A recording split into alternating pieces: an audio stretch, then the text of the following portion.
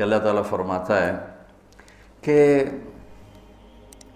تمہیں خواہشات کی لذتوں نے دیوانہ بنایا ہوا ہے، تمہیں دنیا کی لذتوں نے دیوانہ بنایا ہوا ہے، اور ان دنیا کی لذتوں میں سب سے پہلے عورت ہے، اور اس میں کوئی شک نہیں ہے کہ اس دنیا کی سب سے خوبصورت چیز عورت ہے۔ اور ایک آپ کو اپنا تجزیہ بتاؤں کہ دنیا پھری اور پھر کبھی جنگل، کبھی عرش، کبھی فرش، میں جو شعر پڑھا کرتا ہوں، کبھی عرش پر، کبھی فرش پر، کبھی ان کے در، کبھی در بدر، کبھی عاشقی تیرا شکریہ میں کہاں کہاں سے گزر گیا۔ دنیا میں انسان کے علاوہ جتنے نر ہیں وہ بہت خوبصورت اور مادی انتہائی تھکی ہوئی، چوڑی۔ مور دیکھا ہے؟ مور نر دیکھا ہے؟ کیا اس کے پر، کیا اس کی شان، کیا اس کا حسن، اور مور نہیں ویکھی مری ہوئی چوئی دی طرح۔ گھوڑے کو دیکھو، میرے والد صاحب گھوڑے رکھا کرتے تھے، تو ہم چھوٹے چھوٹے ہوتے تھے تو جو نر گھوڑے ہوتے تھے ایسے ان کا سر اٹھتا، اور گھوڑیاں ہی کرتی ہوتی تو ساری، حتیٰ کہ چوہا بھی سونا ہوتا چوئی نہ دو۔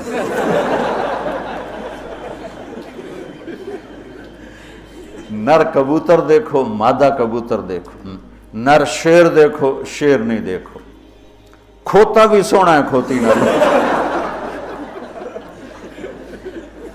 یہ میرا ایک تجزیہ ہے کہ انسان کے سوا جتنی مخلوق جاندار، اس میں نر خوبصورت ہے، مادہ اس کے مقابلے میں بالکل ماٹھی، اور انسانوں میں اس کے برعکس ہے، اس میں مادہ خوبصورت ہے، نر اس کے مقابلے میں نوکر ہی لگتا ہے بیچارہ۔ اللہ نے عورت کو حسین بنایا ہے، مرد سے زیادہ حسین اللہ نے عورت کو بنایا ہے، اور جنت کی بھی سب سے بڑی نعمت اللہ کی رضا اور نبیوں کا پڑوس اور اللہ کا دیدار، جو ایک روحانی نعمتیں ہیں۔ اس کے بعد جو جنت کی سب سے بڑی نعمت ہے وہ جنت کی نیک عورت ہے، جنت کی حور ہے۔ اس سے بابا آدم علیہ السلام جو جنت میں اداس پھرتے تھے، جب ماں جی آئے تو ٹھر پائے آدم علیہ السلام، خوش ہو گئے، واہ واہ جوڑی بن گئے، جوٹی دار آ گیا۔ اور یہ بات تو آپ سب کو معلوم ہے کہ اللہ نے یوسف علیہ السلام کو سب سے حسین بنایا، لیکن یہ بات کم معلوم ہے کہ عورتوں میں سب سے حسین اللہ نے حوا کو بنایا، جیسے حوا۔ آج تک کوئی عورت ایسی خوبصورت نہیں پیدا کی گئی جیسے اللہ تعالیٰ نے حضرت حوا کو پیدا کی۔ تو انسانی لذتوں میں سب سے بڑی لذت، سب سے بڑی خواہش وہ اللہ نے عورت، نیک عورت دنیا کی سب سے بڑی نعمت ہے۔ الدنیا کلھا متاع وخیر متاعھا المرأۃ الصالحہ، دنیا چند روزہ ساز و سامان ہے، اور اس میں سب سے اعلیٰ درجے کا ساز و سامان نیک عورت ہے، نیک عورت، جس سے زندگی کی رونق ہے، جس سے زندگی میں حسن ہے، جس سے زندگی میں جمال ہے۔ عربوں میں دستور تھا مار پٹائی کا، تو جب مدینہ میں ایک ریاست قائم ہو گئی تو عورتوں نے آ کے شکایت کی ہمارے خامد ہمیں مارتے ہیں، تو آپ نے ممبر پر کھڑے ہو کر غضبناک انداز میں کہا، جو عورتوں پہ ہاتھ اٹھاتے ہیں ان میں کوئی انسانیت نہیں۔ اس قدر شدید ڈانٹ پلائی، جو عورت پہ ہاتھ اٹھاتا ہے اس میں کوئی انسانیت نہیں، لا خیر فیہم، کوئی انسانیت نہیں ان۔ اور آپ نے فرمایا کہ خیرکم خیرکم لأہلہ، سب سے اعلیٰ درجے کا مسلمان وہ ہے جو بیوی کے ساتھ اچھا سلوک کرتا ہو۔ اور پھر فرمایا، اور میں اپنی بیوی کے ساتھ تم سب میں سب سے زیادہ اچھا سلوک کرتا ہوں۔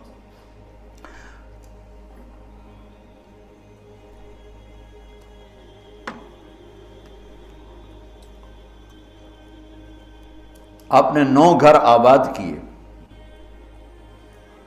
جب آپ دنیا سے گئے، 9 بیویاں تھیں، اور کسی گھر میں روٹی نہیں کھانے کو، دودھ نہیں پینے کو، دوا نہیں لینے کو، اور بیویاں قربان ہو رہی ہیں، صدقے واری جا رہی ہیں۔ کس بات پر؟ آپ کے اخلاق، آپ کا حسن سلوک، آپ کا اظہار محبت، آپ کی رواداری، آپ کا انصاف، آپ کی دلداری۔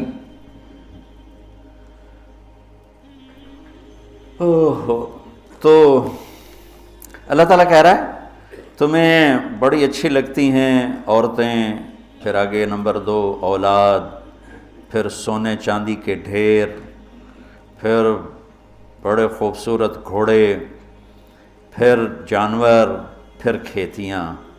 پھر اللہ کہتا ہے یہ تو دنیا کا تھوڑا سا ساز و سامان ہے، اللہ کے پاس بہت خوبصورت ٹھکانہ ہے. پہلے دنیا کا بتایا. ابھی ہم بیٹھے تھے، تمہارے استاد کہنے لگے ذہب سونے کو کہتے ہیں، اور ذہب ہے چلے جانا، یعنی یہ وہ چیز ہے جو چلی جاتی ہے، اور فضہ بھی ہے، ان فضہ سے ہے بھاگ جانا، بھگدڑ مچ جانا. تو سونے چاندی کے اندر ہی بھاگ جانے کا مطلب پڑا ہوا ہے، تو کون کس کے ساتھ یہ وفا کرے گا؟ لیکن انسان کی کمزوری اللہ نے بتائی کہ تمہیں عشق ہے، تمہیں تمہاری خواہش ہے میری بیوی ایسی ہو، میرے بچے ایسے ہوں، میرے پاس سونے چاندی کے ڈھیر ہوں، اور میرے پاس سواریاں ہوں، گھوڑے ہوں، میرے پاس لینڈ کروزر ہو، میرے پاس مرسڈیز ہو، میرے بڑے کھیت ہوں، بڑا زمیندارہ ہو، بڑا میرا ڈیرا ہو. یہ سارے تمہارے اندر کے خیالات ہیں جو اندر جنم لیتے رہتے ہیں، لیکن لو بھی لوگے تو کب تک لوگے؟ شیر شاہ سوری نے جب دلی کو فتح کیا، بہت اچھا بادشاہ تھا، بہت اچھا بادشاہ. تو وہ کہنے لگا ہائے افسوس، میرے سر پہ حکومت کا سورج اس وقت چمکا ہے جب میری اپنی زندگی کا سورج غروب ہونے والا ہے. 60 سال کی عمر میں اس نے فتح کیا دہلی کو، اور 66 سال کی عمر میں فوت ہو گیا. تو یہ ساری چیزیں کسی کو مل جائیں، پیدائشی طور پر مل جائیں، وقت کتنا ہے؟ 60 70. زیادہ بوڑھا ہو جائے تو اولاد ہی تنگ پہ جانے. مولانا صاحب دعا کرو ابا جی نو خیر ہو جاوے، یعنی ہوں ٹر جاوے، ماں جی تیرا مت ہو جاوے. لیکن اب اولاد سے خود سنا ہے کہ دعا کرو ماں جی سوکھے ہو جاؤ، مطلب مر کے مگرو لے جاوے. اولاد موت کی دعائیں مانگتی. تو اب اللہ اس کے تقابل میں لاتا ہے، قل اُنَبِّئُكُم بِخَيْرٍ مِّن ذَلِكُمْ. انبیو کا مطلب ہوتا ہے بار بار بتانا. لگا کہ جو تمہیں نظر آ رہا ہے اس سے تو تم اثر لے رہے ہو، میں تمہیں بار بار بتاؤں گا، پوری جنت کو قرآن میں پھیرا دوں گا، کبھی یہاں کبھی وہاں، کبھی یوں کبھی یوں، کبھی نہر، کبھی باغ، کبھی حور، کبھی سونا، کبھی چاندی، کبھی لباس، کبھی کھانے، کبھی اپنی رضا، کبھی زندگی کا ابدی سرمدی ہونا. انبے بار بار تمہیں میں جنت بتاؤں گا. اللہ کے فضل سے بر صغیر میں جنت سب سے پہلے اللہ نے میری زبان سے کہلوائی، ورنہ کسی بڑے سے بڑے علامہ خطیب نے جنت کو نہیں کھولا تھا. سب سے پہلے جنت اللہ نے میرے ذریعے سے چلوائی. اور وہ بھی ایک عجب میرے رب کا نظام تھا. ہم نے بھی پڑھی تو نہیں تھی، نہیں ہمیں پڑھائی گئی تھی.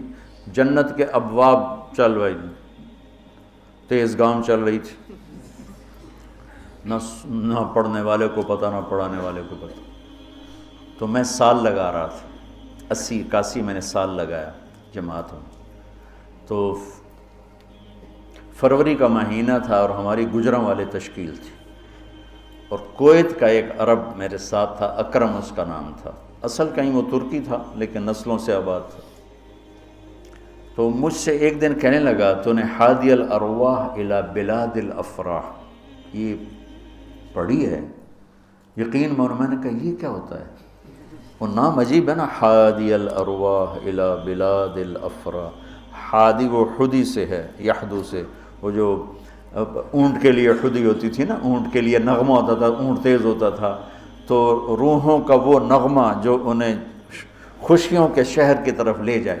مجھے پہلے سمجھ میں نہیں، میں نے کہا کیا کہہ رہے ہو، یہ کیا ہے؟ کہنے لگا کتاب ہے. میں نے کہا اچھا کتاب کس کی؟ کہا ابن القیم کی. میں نے کہا میں نے تو آج نام سنا ہے.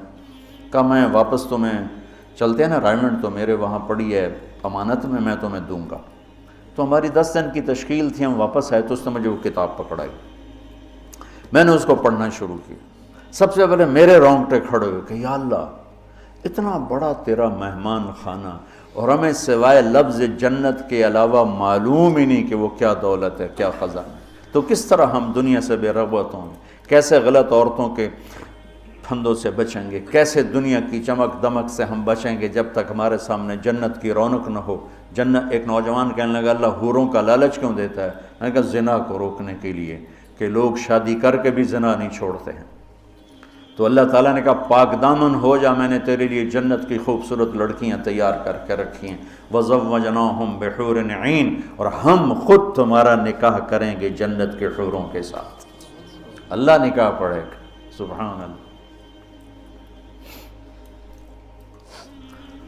تو میں سال میں تو چل ہی رہا تھا، اور میرے اس وقت ہوئے تھے ستمبر، اکتوبر، نومبر، دسمبر، جنوری، 5 مہینے گزرے تھے، اور باقی 7 مہینے پڑے تھے۔ سب سے پہلے سال میں نے لگایا تبلیغ میں، پہلے 7 چلے ہوتے تھے، میں نے جنت کو شروع کیا، پڑھتا اور بولتا، جماعتوں میں تو پھر رہے تھے، ادھر پڑھنا ادھر بولنا، ادھر پڑھنا ادھر، وہ سارا ایک دم میری ہوا جو شہرت کی ایسے ہوا کی طرح میرا نام پھیل گیا کہ کبھی کسی نے جنت سنی نہیں تھی۔ وہ کہا ہم نے تو 70 سال عمر ہے، کوئی کہے 80 سال عمر ہے، کوئی کہے میری 50 سال عمر ہے، میری 60 سال عمر ہے، میں نے زندگی میں کبھی جنت کو نہیں سنا، میں نے پہلی دفعہ آپ سے جنت کو سنا ہے۔ تو وہ جو میں پہلے مشہور ہوا لوگوں میں، وہ جنت کی وجہ سے کہ جنت کو میں نے بیان کرنا شروع کیا۔ سارا 1000 آیات ہیں جنت اور جہنم پر، اور کوئی بیان ہی نہیں کرتا۔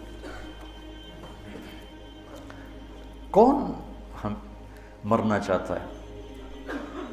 کون غربت چاہتا ہے؟ کون بیماریاں چاہتا ہے؟ کون دکھ چاہتا ہے؟ ہر ایک چاہتا ہے کہ ایک آئیڈیل لائف ہو، آئیڈیل گھر ہو، ایک خوبصورت زندگی ہو۔ تو اللہ نے کہا میں نے چھپا کے رکھی ہے، اب تھوڑے دن میری مان لو، پھر تم آ جاؤ، پھر دیکھو میں تمہیں کیسے دیتا ہوں۔ تو قل انبئکم بخیر من ذالکم، میں تمہیں یہ یہاں کی عورت، یہاں کی اولاد، یہاں کا سونا چاندی، یہاں کے گھوڑے، یہاں کی سواریاں، یہاں کی لینڈ کروزریں، یہاں کے جانور، یہاں کی زمینیں جائیدادیں تو تم دیکھ رہے ہو، تمہیں ایک اور جہان بتاؤں؟ ایک اور جہان بتاؤں؟ یا اللہ کون سا ہے؟ قل الذین اتقوا، وہ سب کے لیے نہیں ہے، وہ ان کے لیے ہے جو میرے یار بنیں گے، جو مجھ سے دوستی لگائیں گے، سب کے لیے نہیں ہے، یہ وہ ہیں جو میرے یار بنیں گے۔ للذین اتقوا، یہ ہمارے دیہاتی کہتے ہیں اللہ آپ پہ بشکش، اور یہ زیادہ پڑھے لکھے لوگ کہتے ہیں یہ ایم ہی ہمیں ڈرائی رکھتے ہیں، کچھ بھی نہیں ہے۔ تو ایسی بات نہیں ہے، اللہ تعالیٰ نے حسین اور یزید میں فرق کرنا ہے۔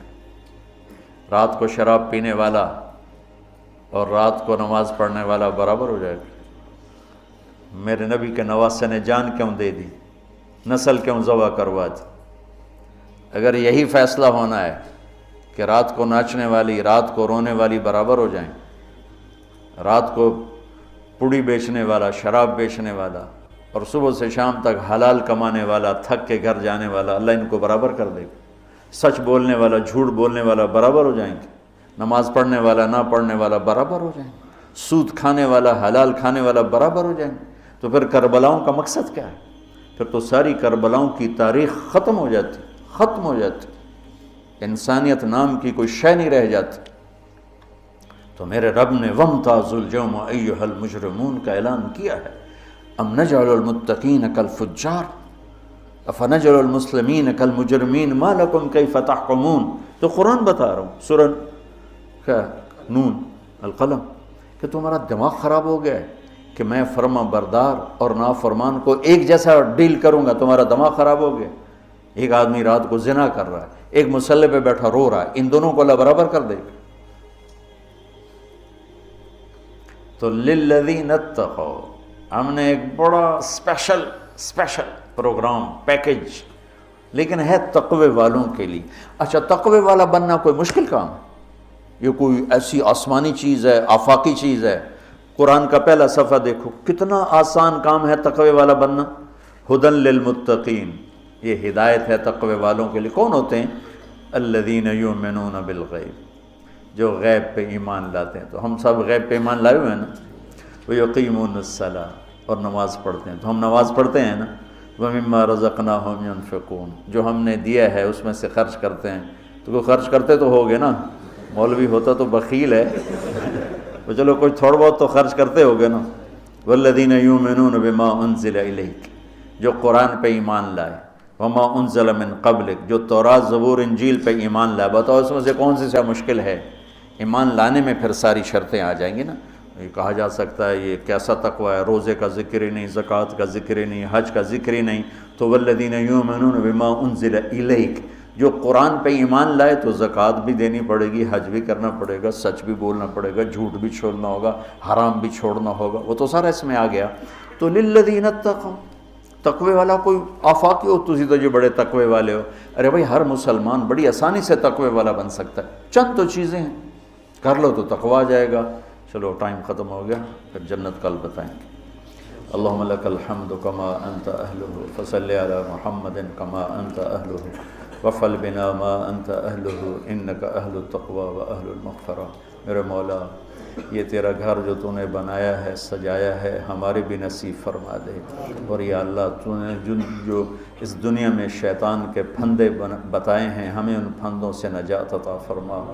ہم بڑے کمزور ایمان والے ہیں میرے آقا، ہماری اتنی طاقت نہیں کہ شیطان سے لڑ سکیں، ٹکر لے سکیں۔ تو اپنے حبیب کے صدقے ہمیں شیطانی پھندوں سے بچا اور ہمیں اپنا بنا، تقوی والا بنا، زہد والا بنا، انابت والا بنا۔ ان سارے بچوں کو ہمارے لیے زاد راہ بنا، سرمایہ آخرت بنا، اور انہیں ہادی و مہدی بنا، اور ہمارے سارے اداروں کو قبول فرما، ہماری ضرورتوں کو اپنے غیب سے پورا فرما۔ اور جتنے لوگوں نے، بندوں نے، بندیوں نے، مردوں نے، عورتوں نے ہمارے ساتھ ہاتھ اٹھائے ہوئے ہیں، ان سب کی جھولیوں کو بھر دے میرے مولا۔ سب کے دکھڑے ہیں، سب کے شکوے ہیں، سب کے پریشانیاں ہیں، اپنے فضل و کرم سے ان مبارک راتوں کی طفیل سب کی جھولیوں کو بھر دے میرے آقا۔ سب کو خوشیاں دے دے، غم ان کے سمیٹ لے، خوشیاں ان کے گھروں میں بھر دے، ڈال دے۔ یا اللہ جس کے جو مسائل ہیں، کوئی معاشی مسائل ہیں، کوئی بیوی کو مسائل ہیں، کوئی خامد کے مسائل ہیں، کوئی اولاد کے ہیں، کوئی اپنے رشتوں ناتوں کے ہیں، کوئی کاروباری ہیں، سارے مسائل حل فرما دے۔ اور ہمیں یا اللہ آسانی والی، عافیت والی زندگی دے، اور آسانی والی واپسی مقدر فرما، ایمان کے ساتھ، اپنی رضا کے ساتھ، برحمتک۔